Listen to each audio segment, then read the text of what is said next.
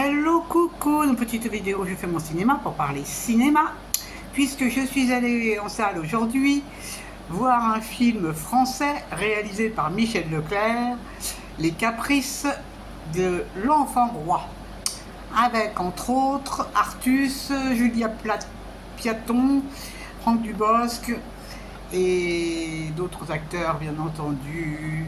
Alors, je vous débriefe très vite fait l'histoire. Ça se situe en France, dans les années 1650, où Louis XIV, qui n'est pas encore Louis XIV, c'est un petit jeune homme, un petit ado de 13-14 ans.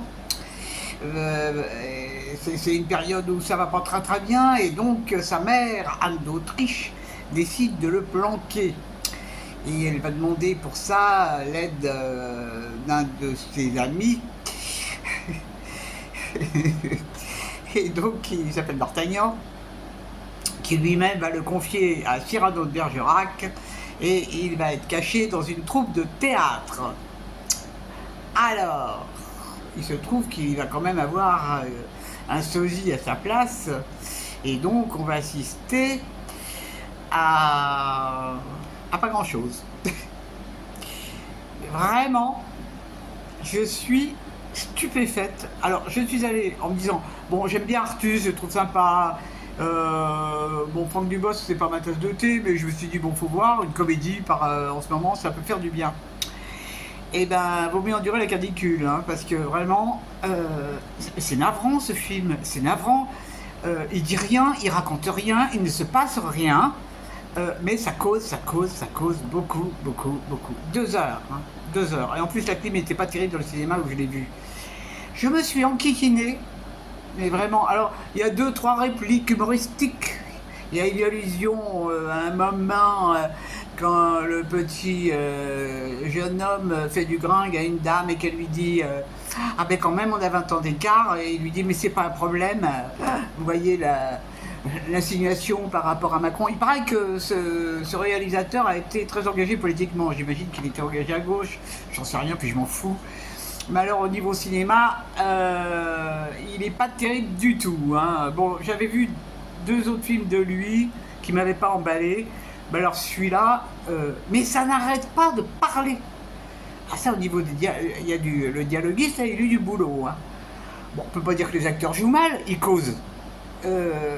Alors, il y a une chose qui est très bien dans le film, il y a de très beaux costumes et de très beaux décors. Mais l'histoire, qu'est-ce que c'est chiant. Enfin, qu'est-ce que ça m'a fait suer, dans tous les sens du terme d'ailleurs. C'est épouvantable, Et alors, la salle était blindée, hein, mais elle était blindée parce qu'il fait chaud, que les gens cherchaient à se rafraîchir, hein. C'est pas le film lui-même en semaine qui avait tellement attiré du monde. Alors il y a eu 2-3 rires, je sais pas, oui parce qu'il y a Dubosc qui fait un peu l'andouille, on le voit très peu Dubosc, hein. À la limite c'est lui le mieux, et Dieu sait si Franck Dubosc c'est vraiment pas mon truc, mais à la limite ses interventions sont plutôt sympathiques. Bon alors Artus il joue bien, mais sans plus. Julia Platon là, Piaton, ouais, bon. Voilà, j'ai perdu 2 heures. J'aurais mieux fait de rester chez moi avec la clim et puis de regarder un film sur Arte. J'aurais dû regarder un film asiatique, au moins il pleut dans les films asiatiques, ça m'aurait fait du bien. Je m'étais dit que j'allais aller le voir, je l'ai vu. Si vous l'avez vu, que vous avez aimé, tant mieux. Si vous n'avez pas aimé, je comprendrai très bien. Voilà, le prochain, ça sera le Général de Gaulle, saison 2, mais ça c'est pour dimanche parce que les horaires ne me convenaient pas.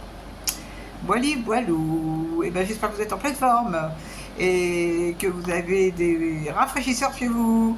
Je vous dis salut, à la prochaine pour parler cinéma ou autre.